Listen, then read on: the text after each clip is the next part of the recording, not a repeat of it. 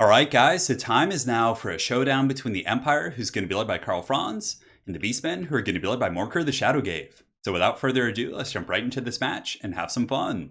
So as you guys can see, the action does get going pretty quick here, as he does have an entire vanguard of the Centaurs with throwing axes.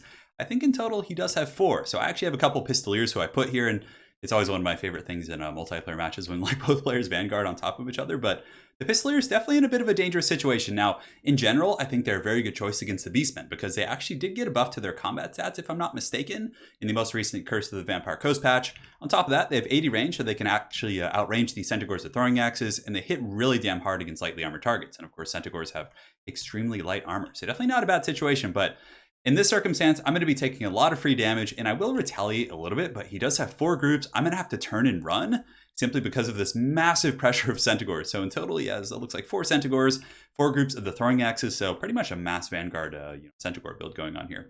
So for the rest of my army, I do have 2 Reiksguard here in the forest, and I was so grateful that I actually kept these guys nearby because otherwise the Pistoliers would be in a lot of trouble.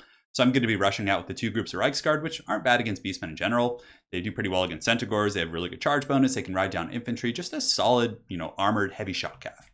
For our Lord, we do have Karl Franz. I don't think he's the most optimal in this matchup. I do think that Boris Todbringer is a little bit better just because he heals himself and he can take a lot of that free damage from the Centaurs with throwing axes, and he can stabilize a little bit better. But Karl is definitely very powerful. He terror routes things. He has the Reikland Runefang and Gal Maraz. He definitely brings a lot to the table. So Karl's going to be doing some work, hopefully.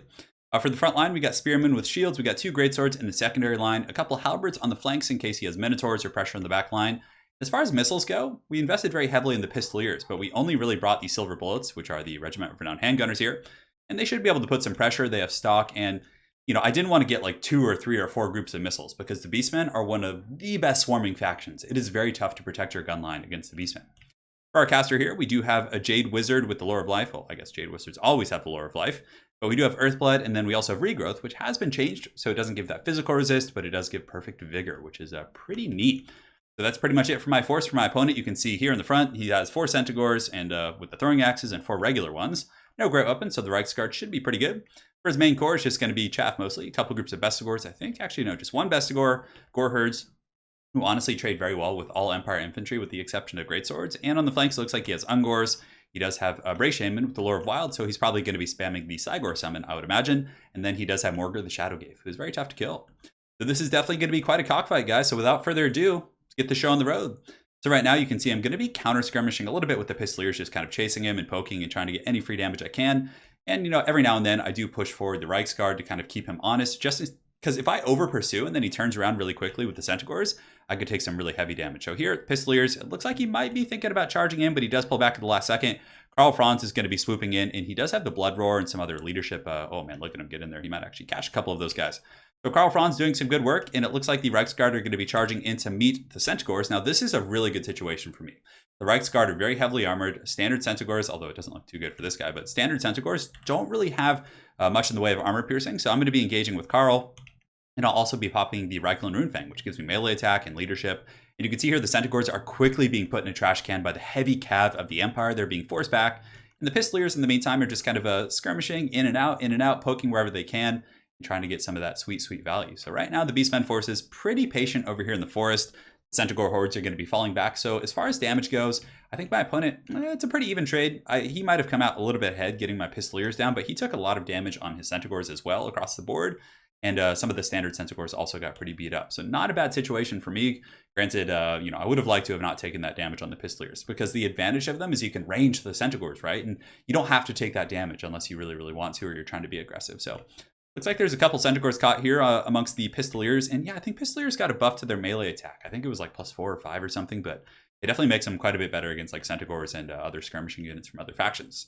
Right now, I'm going to be squaring up to meet my opponent. I did see that he summoned a Cygor, which is going to be tough because this Cygor is just going to throw some... where does Boulder go?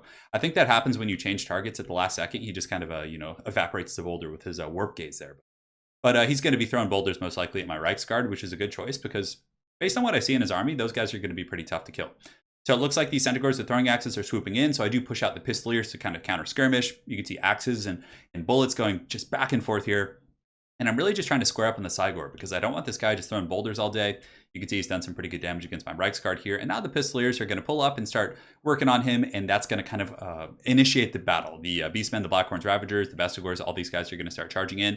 We're actually getting some really good damage on the Cygor here. You can see those Pistoliers doing a great job. So being able to get rid of him very quickly is going to be nice. You can see the bounce, even though like none of us have really taken too many casualties, you can see the bounce of power already in my opponent's favor. And that does often happen against the Beastmen because they're summoning Cygors and Chaos Spawn with Morkers. So if you see the bounce of power in the beginning when you're playing against Beastmen is really bad, like, and it's in their favor, you're like, how did that happen? Don't let it stress you out. Just keep playing. It'll go back to normal once those units do disappear. So Karl Franz is going to charge in here against the Bestigor herds. Some of the state troops and spearmen are going to intercept. I was hoping Karl and these state troops might be able to 2v1 here with the Blood Roar and the rear charge and all that kind of good stuff. Out on the flanks, it looks like the Beastmen are going to be circling around with Centaurs with throwing axes, probably going to be just positioning to deal with Reiksguard and Greatswords and things like that. So it's going to be a little bit scary. Silver Bullets, in the meantime, are just going to be taking pot shots at the Cygor here, trying to bring that bad boy down. But I just don't have enough stuff to defend everywhere. He's going to be able to slip through here with the Centaurs, so very good play. And on top of that, he charges in to attack Karl Franz, but that's a little bit scary. Karl Franz gets the Earthblood. He causes fear and terror. He's very, very powerful here, but he does get into my guns there, but I also countercharge with the Reiksguard, so he does get my Silver Bullets, but on that same note, he's going to be taking some pretty substantial casualties on these Centaurs from the Reiksguard, so a little bit of back and forth. Balance of power again in my opponent's favor as he does summon a group of Chaos Spawn using Morkur the Shadowgave. And the front line is starting to buckle a little bit. Karl Franz and his boys here getting a little bit beat up. And as the throwing axes do rotate in the back there, I essentially have to retreat with Karl Franz because I don't want that much damage coming in. But the Cygor's almost gone. The battle on the flanks going pretty well for the Halberds here. The Greatswords are just kind of mulching down these infantry here. And the Greatswords on the far side are also doing quite well. So the Greatswords definitely doing quite well for me. These one group of Halberds here just holding back a tide of Beastmen. So it's pretty easy to do that when you're controlling like 4 Centaurs to accidentally path one into like a group of infantry or something. But the Pistoliers have fallen back, so now I kind of have a bit of a kill box. My formation here is solid. It's okay over here. So now the Beastmen are all being funneled into the center here, right? Where I'm able to get just massive firepower from the Pistoliers. You can see they're just going to be gunning down these Centaurs and, definitely paying their dues. Karl Franz is also terror routing a lot of these guys. And the Imperial Greatswords with the Reikland Runefang are going to be charging in, getting the melee attack and leadership buff, and things are definitely looking okay, but that bounce of power is still not looking too hot. The Cygor's almost gone, so when he disappears, you guys will notice the bounce of power will creep back up a little bit, but I would still say my opponent has a bit of a slight advantage. It's a very, very close game here. So Karl Franz does get the regrowth. He's going to be dueling Morkur, and Morkur is very powerful, but Karl Franz is just a much better duelist, right? 56, 38 melee defense lower than Morkur's, but he does hit very hard with 490, and regrowth, of course, going down, and Galmaraz and Reikland Runefang help out quite a bit. So Morkur's actually shaken. Karl Franz is laying a bit of a royal spanking on him right there. Over here, the Reiksguard do intercept these Chaos Spawn who are trying to pour back through here, so that definitely sucks kind of having to fight those guys. But it looks like the Greatswords are doing good. 57 kills. They're able to clean up the Gore Herds with shields while also taking a bit of a beating from these Chaos Spawn here. So definitely got to give these guys props. Look at that. That guy's definitely an 80s movie hero right there. But battle's very, very close. Bounce power's creeping back towards the middle. You can see the Pistoliers here running a little bit raw on ammunition, which is going to be tough. And unfortunately, I don't have a Gunnery Wight to give them more powder. Karl Franz is able to beat back Morkur the Shadowgave and send him back into the forest here. But the big problem for me is I can't really get on his Bray Shaman. He just has so many Centaurs and things like that.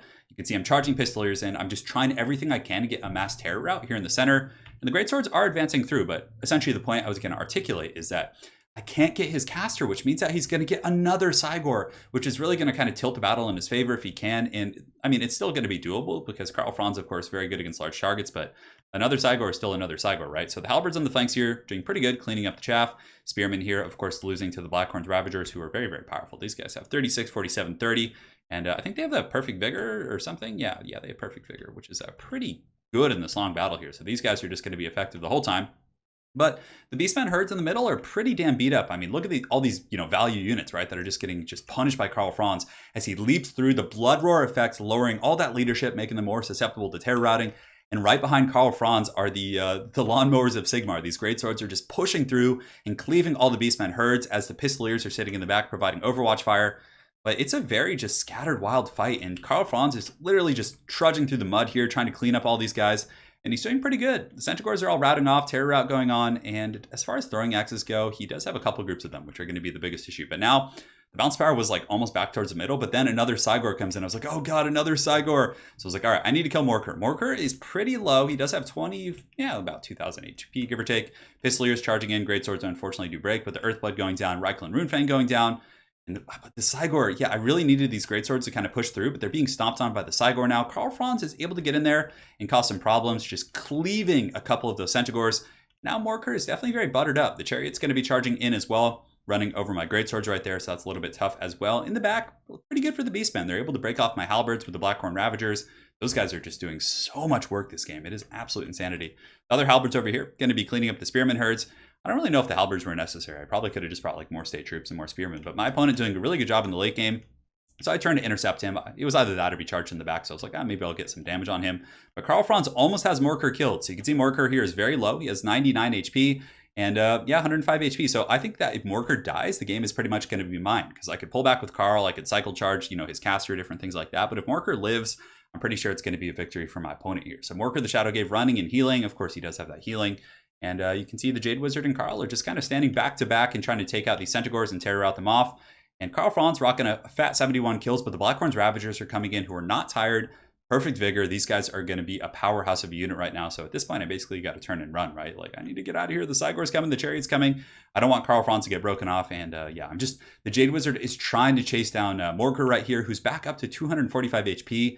And he still has a lot of distance before he gets to his healing cap, which is going to be a little bit tough. So the Jade Wizard just fighting his way through the Centaurs, breaking each pack that tries to intercept him and charging after Morker. So just trying to be a true hero of the Empire. He's coming in. Centaurs are running. Morker is running with his Pimp Claw here, but he does have 303 HP. He's rapidly getting stronger, which I also think is pretty thematic for Morker, right? He's kind of like this this malignant presence that keeps coming back. But anyways, here you can see the Pistoliers. I'm just doing some cycle charging, trying to get the Bray Shaman and shut him down. The Reiksguard are going to be charging in on the Chariot as well. Pistoliers providing some firepower on the Ungor Spears, but really they're just kind of on their own right now. I'm just like so focused on Karl Franz and trying to get Morker. So the Jade Wizard's going to be chasing down Morker. I can't quite catch him, but this is my opportunity right here. He has 400 HP. Karl Franz charges in, and it looks like it was a bit of a miss. Like he missed there, and that attack animation happens a couple times where Karl like lunges in, and then like it looks like Morker like sidesteps a little bit or something. I don't know. Yeah, he like turns at the last second, and Karl just like leaps and misses. I actually noticed that happening quite a bit, as well as in other replays where he just like can be juked like that pretty easily. But anyways, Karl Franz right there is going to be surrounded by the Beastmen. He's going to put up a pretty good fight here, but the balance of power is pretty much lost. And since I wasn't able to kill Morker, the rest of my army starts to break off due to army losses. And that's going to be all she wrote. So very well played to my opponent. That was a super fun, close game. And as far as the build goes, I thought it was okay. I'd probably cut the Halberds and just go a little bit wider with like more state troop support. Maybe get more Pistoliers or more heavy cav just to kind of contest that open field. But I feel like Karl did a really good job. Boris Todbringer could have done something similar, I think, and also healed himself. So I could have used the Winds of Magic elsewhere. But yeah, it was a super close game. Also, maybe if I had protected the Silver Bullets a little bit better, I was a little bit sloppy with that, but there was just so much going on. And I was able to punish him for coming after the Silver Bullets by killing his Centaurs with the Reiksguard, but it was still a pretty substantial loss. It was a very, very fun game for sure. So as far as my opponent's army, it was awesome. It was good. A very micro-intensive army. He did a great job controlling it. The Centaurs, of course, took a beating. Everything in this game pretty much took a beating. It just came down to like Karl versus like a couple tattered units. It was just really, really good. So again, very well played to my opponent. Hopefully you guys enjoyed this Empire versus Beastmen game. We will see you guys next time. Take care.